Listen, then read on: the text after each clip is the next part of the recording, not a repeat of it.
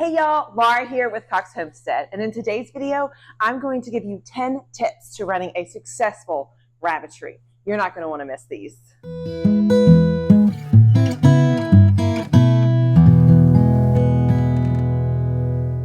So let's get started. I want to start by saying these are all my opinions from my experience. You may find someone that's going to tell you the opposite of what I have to share. But let's go ahead and start with tip number one. Tip number one is when you are first starting out, do not start with too many sources to learn from. I suggest that you start learning from one source that's doing it well. Follow their practices as close as you can, ask them as many questions as you can, and start mimicking what they're doing in their successful rabbitry first. Once you have one system down, then you can consider adding in other tips and tricks from other rabbitries. In the beginning, when you start out, it can be so overwhelming to hear all the different opinions that are out there. You have some folks that say, don't give hay. You have some say that it's necessary for all rabbits.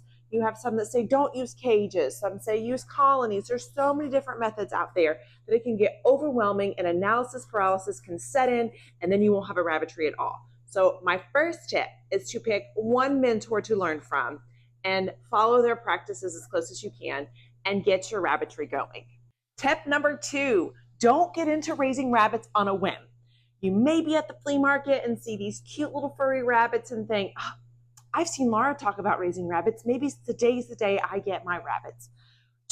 You make your first decision to get rabbits. That doesn't mean you have to buy them that day. Do not fall prey of just picking up rabbits on a whim. I want you to have the cages ready. I want you to have feed ready for them and hay if you're going that route. I also want you to consider what breeds you want. Find a reputable breeder. Think about all those things before you ever even bring home your first rabbit. I know some people work best by operating on a whim, by seeing those rabbits at the flea market, buying them and bringing them home and just getting started. And if that's you, more power to you. But if you want to have a successful rabbitry, I encourage you to do your research and have it all set up before you ever even bring one of those furry friends home. Tip number three, do not, I repeat, do not breed rabbits unless you or someone you know is willing to eat them. Let that sink in for a minute. There are so many people out there breeding rabbits and sending them off to people's homes with no return policy and no plan of what to do with all 800 rabbits that they've bred that year. Stop that now. If you are hoping to breed rabbits, please consider being willing to eat them or to find a friend, a neighbor, or an animal nearby that will eat the offspring. I know that makes some people uncomfortable and you don't want to hear that, but I'm sorry, Charlie. That is an essential step in running a successful rabbitry. Have a plan for who's going to eat the rabbits that don't sell. If you're raising them for meat, then that's no problem. But if you're looking to just raise rabbits because you like cute little bunnies all the time, have a plan. There are people out there, even show breeders usually have a source that they send their culls to. Don't let the rabbits pile up. You cannot keep every single one of them if you're planning to breed them. Don't do it. You can't. You won't enjoy the process anymore. You will do better in the long run keeping selected stock instead of all stock. Remember that. Tip number four is know when to breed your rabbits. People get into rabbits. They get so excited to breed them. The rabbit's 4 or 5 months old. They're ready to get the thing going, and it's the middle of July. That is a horrible time to breed rabbits in our area. Maybe not in yours, and maybe not for your type of rabbits. There are some breeds that can handle the heat, but most rabbits, they need a break in the summer. Number one, the bucks go sterile. Number two, it is so hard on your does.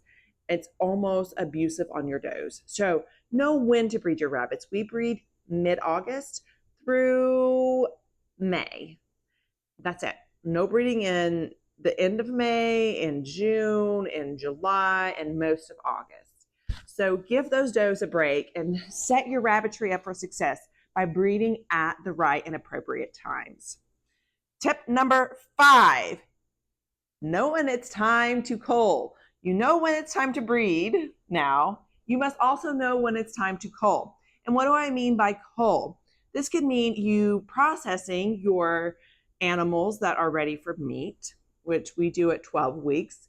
There's some differing opinions on there. Some do it at 16, some do it at 12, some do it at 8. There's a wide range. Depends on your breed of rabbits and when they reach the age and weight that you want. Also, you need to know when to cull your older rabbits. If they're no longer giving you big litters, or if they're not producing a lot of offspring for the buck, if they are having bad manners, meaning they're biting you, or they have an excessive health problem.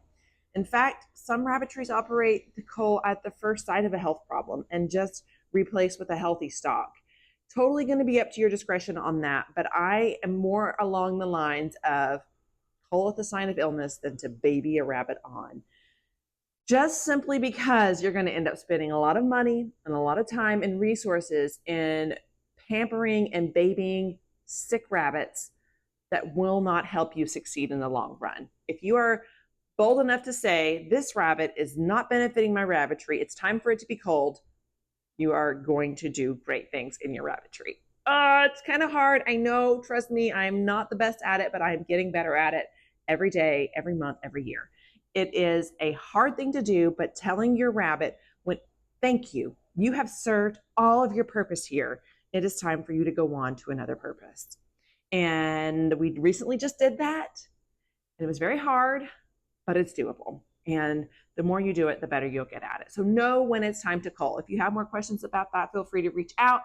I'm happy to help you make that decision, even the hard ones. Or I might say, you know what? I'll give that mom another chance. She's only had one bad litter. Let's go ahead and let her have one more bad litter and then make that decision. Because sometimes first-time moms aren't always the best. But if it's their second or their third time and they're still failing, don't hang on to that. Cull her. That sounded very like me, but sometimes we got to have a mean person in our life to tell us what to do. So, all right. Tip number 6, do not waste hay. I know people that fill their cages with lots of hay because their rabbit's supposed to have unlimited hay. But can I tell you what happens when you do that? Number 1, you have hay in your poop. And number 2, you can cause feet problems for your rabbits by all that hay buildup. I only give my rabbits enough hay that they'll eat within 30 minutes of me putting it in there. I know, but Laura, they're always supposed to have hay. I have a different opinion on that. I believe that rabbits can survive on pellets alone. I learned that from the very first source that I learned rabbit keeping from, and I believe that it's true. And a lot of large commercial rabbitries only use pellets. And that being said, you have to make your choice on if you want to add the hay in there or not. Mine don't get it every day. In fact, there's some weeks mine don't get it at all. It's all dependent on if they've had any clippings from the yard lately, if they've had any variation in their diet at all, or if it's just been pellets, or if they're extra hungry. Sometimes I'll put some hay in there, especially when those babies are growing out. I'll give them some hay to help fill their bellies. Or if I notice one is not eating a lot, I'll also give it some hay to see if something's going on, if it needs some hay to work that out. But I put it in the same spot of my cage every time I put it in there, and they finish it up. A little bit will fall through the bottom, but not a lot, so there's not a lot going in my poop. I'm able to keep my poop clean. I'm able to not waste hay, and I'm able to prevent health problems. Hay can be an allergen for some rabbits. It can also be a problem for their feet, causing sore hocks. It can also be a nice place for the ear mites to hang out. So limit your hay. Do not give them unlimited tons and tons of hay. You're wasting money, you're making a mess, and you're causing health problems to your rabbits. Hope I get some feedback on that because I'm ready to talk about it. Tip number 7. Raise your rabbits in cages. Did I just say that? You will be more successful in the long run raising your rabbits in cages. Now, if that causes you not to sleep well at night, you can try the colony thing. You can try other methods. I'm not saying that there aren't other well-studied methods out there that work. I'm just telling you the most success immediately from the get-go with the least amount of hiccups is going to be cage-raised rabbits. I get so many messages from people that says, I tried raising rabbits in colonies and I couldn't get my bucks and my does to breed, and we only got one litter all year long, and I just feel like rabbits aren't worth it. And I say, well, switch them to cages and contact me again in 6 months. We'll see where you're at. And a lot of times people switch to cages and have more success. Again, there are educators out there that will teach you how to raise in colonies. Just from my experience and hearing other people's experience, I don't recommend it. Tip number 7. The only free rabbit that should enter your rabbitry is one that you are willing to eat before it ever gets a foot in the door. Let me tell you why. Sometimes a free rabbit is not always a good thing. People think, oh, I'll take it. You better make sure, number one, it's not fixed if you're wanting to breed it, because sometimes rabbits are fixed. You also better make sure it doesn't have any sort of disease, mites, sore hocks, any sort of problems, health problems going on whatsoever. You better make sure you know what feed it's been on, what diet it's been on. We had someone give us rabbits here that were living on cardboard. I kid you not. Their diet was cardboard. One of their diets was complete cardboard, and that rabbit had sore hocks so bad. And I wanted to say, no wonder it's not even getting nutrition, but I didn't. I just gladly took my free rabbits. I was so excited to have like 5 free rabbits. I learned my lesson then. Don't take free rabbits into your rabbitry. They could bring disease into your rabbitry. They may not be the exact breed that you want. They may have health problems. Just not a good idea. Instead, think about the stock that you want before it comes into your rabbitry. Don't just willy-nilly take rabbits from people all the time unless you're just willing to eat it right away. And they know that, and you're okay with that. I've seen too many people take in a rabbit with problems, end up spending lots of money on the rabbit, and then the rabbit's still dying. Don't do it. I'm just trying to save you and set you up for success. No free rabbit is a good rabbit. The only exclusion to this is if you know a friend that is running a successful rabbitry and they're getting out of it and their rabbits are healthy, you could consider it then.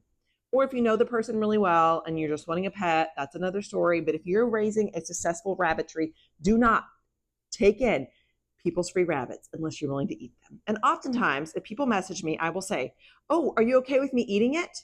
Number one. And if not, find a local Facebook group to advertise it on. This is not the place for it. I'm just open and honest up front. And I think that you could be too. So don't just take in every rabbit. Somebody might have a different opinion on that, saying I'm not being good, resourceful, and I could be having lots more rabbits from free rabbits. Free doesn't always mean success. Okay. Tip number 9. And this kind of goes with tip number 8, which was do not take in any other rabbits for free. Number 9 is have a closed rabbitry. And what I mean by that is do not bring in other rabbits to breed with your rabbits just for getting new lines in. Only bring a new rabbit in that you can quarantine for 2 to 3 weeks before putting it in with your rabbitry. Don't just have someone bring a buck over for a little mating experience and take it back. Don't lend yours out to another rabbitry and bring it back. I've done this a few times, and ultimately when I took a rabbit to be bred somewhere else, the doe didn't take. We didn't have babies. It was a waste of 45-minute drive one way for me. So it ended up being an hour and a half on the road, and I didn't even have babies a month later. A little disappointed.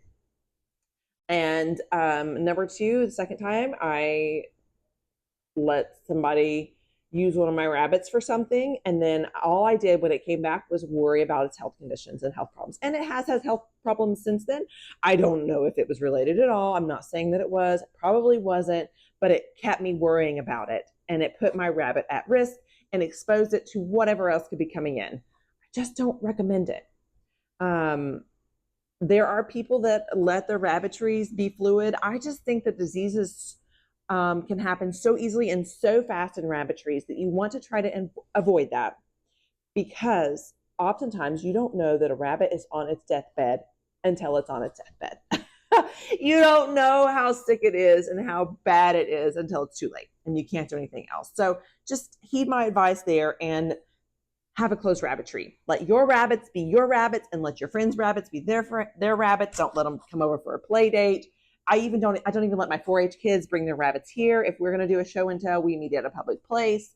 Like, just keep your rabbits your rabbits. And if you know someone that raises rabbits as well, and they're coming over to help in your rabbitry, ask them to wear a clean shirt, clean shorts, wash up, maybe even clean shoes. Clean meaning like not been exposed to their rabbitry, just to prevent any spread of disease.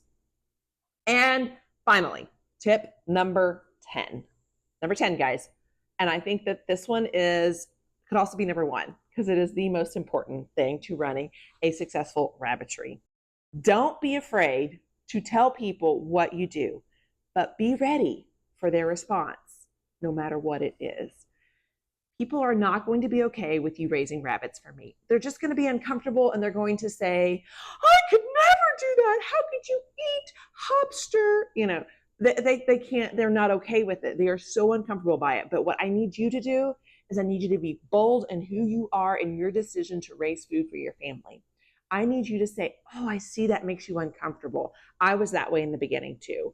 But look how far I've come. You may never get there, and that's okay. But for me and my family, this is what we do. Be bold, be proud, but also be understanding. I think you hearing their stories and why they can't do it might be helpful. They might want to listen to you. Don't you want to be listened to? They want to be listened to as well. And same goes for the opposite side. Sometimes you might tell people, hey, I raise rabbits for meat, and they'll tell you their grandpa raised rabbits for meat, their great grandpa raised rabbits for meat, and their great great grandmother raised rabbits for meat. You know, you're going to get these family stories that come out, and who knows, they may have a recipe that could help you. Or they may say that rabbit is my favorite food and I can't find it anywhere. Are you going to sell some? And then you can say, yes, yes, I am. Don't be afraid to share that you raise rabbits for me. Well, I hope you enjoyed this video. I hope these tips have equipped your belt to be successful in your rabbitry. And if you have any questions or would love to hear more about one of these topics, feel free to leave them below. And if you haven't hit that subscribe button for me, like this video, and I'll see you next time. Until next time, eat more rabbit!